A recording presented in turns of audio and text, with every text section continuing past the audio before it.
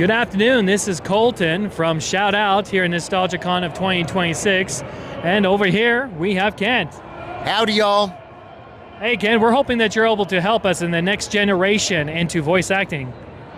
Oh, absolutely. A few tips. You've got to have training. This is a job you cannot just show up and deliver. And what people don't understand is that when we're dubbing anime, we're working individually. It's just a director, a sound engineer, and that one actor. We don't even though we're on the shows together, we're colleagues, some of us are just meeting each other for the first time.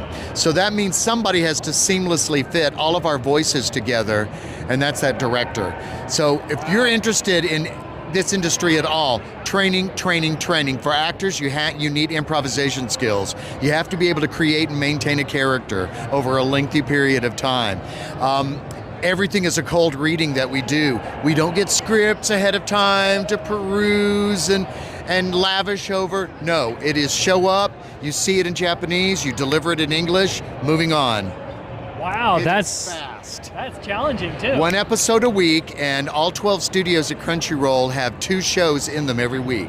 So it is quite a conveyor belt. That sounds quite challenging. Yeah. What are some of the things that help you like mentally prepare yourself for some of those challenges? Well, for them, because some of us, like it's been over 25 years, so I've got 400 plus characters on my resume.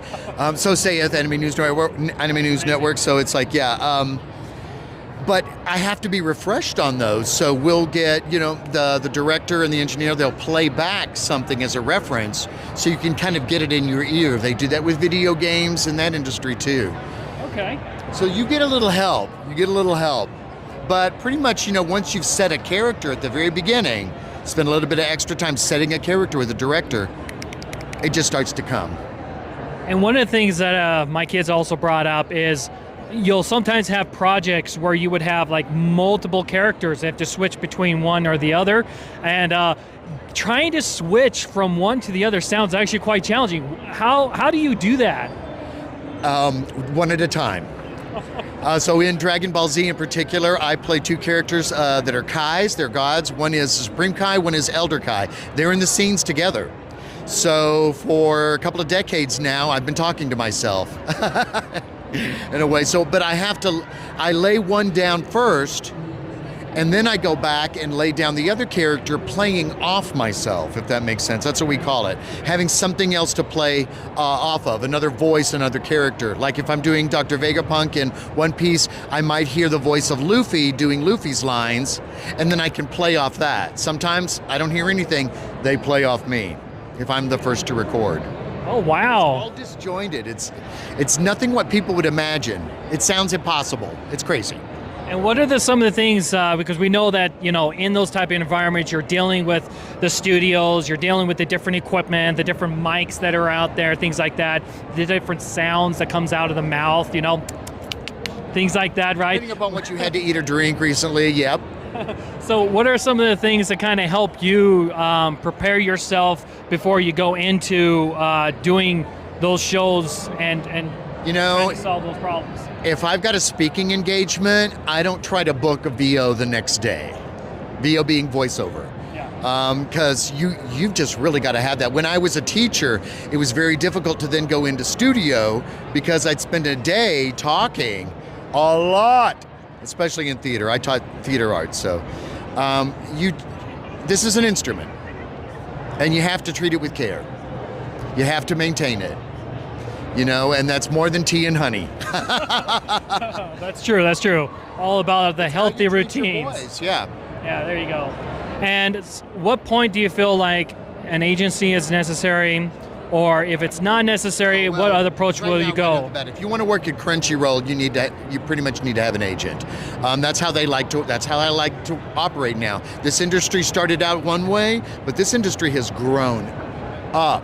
So it's a very professional environment where at first it was, I feel like it was less so. It was kind of, we're learning it, we're figuring it out as we go, That does make sense, especially now we're dealing with some challenges with AI that's being developed. Pros and cons about that as well. And so it's just trying to figure out what to do with those challenges along those ways. It's not a worry for us right now because it's just not feasible, to be replaced with AI. I'm not worried about that, and even though there is AI out there, people still want the actual voices. You just watch and see what happens if the AI comes in on fandom and see what fandom does, anime fandom. They will destroy it. And I can see you could probably know the difference between the two as well, so. Then I don't know. I mean, the whole idea, the whole scare is that you wouldn't be able to discern, right? Right, exactly. But we work ultimately for Sony. I mean, you can't tell me that the Sony Corporation is not interested in AI. Yeah, no, absolutely. That makes sense. So whatever's coming, it's going to be coming, But and it's just adapting to it. Well, yeah, and we have protections in place, and as we learn, it's true with anything that's come along. As the internet came, it was a little bit ahead of everything. So. Is there anything where you were given an advice in your career where you had to go back and say, you know what, I think I should have corrected this, that might be able to help some of the newer generations to help minimize those risks? Well, the thing is you want to be in the market, where your industry is. So for growing up in Texas as a Texas artist, you need to move because, the places to go are the East or West Coast, not the best coast. That's Texas. But now Texas has become a destination, so our talent pool in the state has grown exponentially. If you want to record anime at Crunchyroll, you have to be in Dallas because that's where it's recorded. We haven't had to leave state. Texas is always been a place to be from. We're much more of a destination now, increasingly. On camera, voiceover, everything.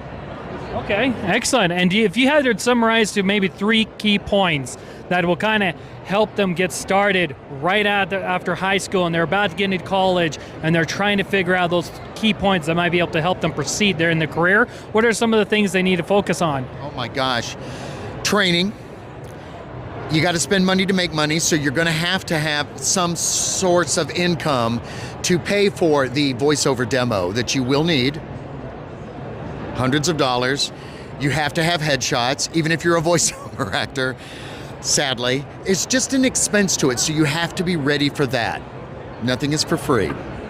And a third thing, perseverance. You got to weather it. I mean, you need to develop a skin of Teflon. You cannot have your feelings hurt with all the constant rejection, because that's what that is, There's auditions. You get it when you get the call. You don't get a call to be told, sorry, Doesn't happen that way. So you just got to keep going, and you can't worry and stress about it. You got to let it go. And then when you get it, it's bonus. I think that's fantastic. I think I would be really good recommendations to kind of help them along the way. Other than that, I think we're pretty much good to go. And do you have any other things you want to say? Oh my Ken? gosh, probably. I'll think of a million things after you've walked away, right? But good luck, everybody. All right, and that'll be it for Shout Out. Thank you so much, and we'll see you next time.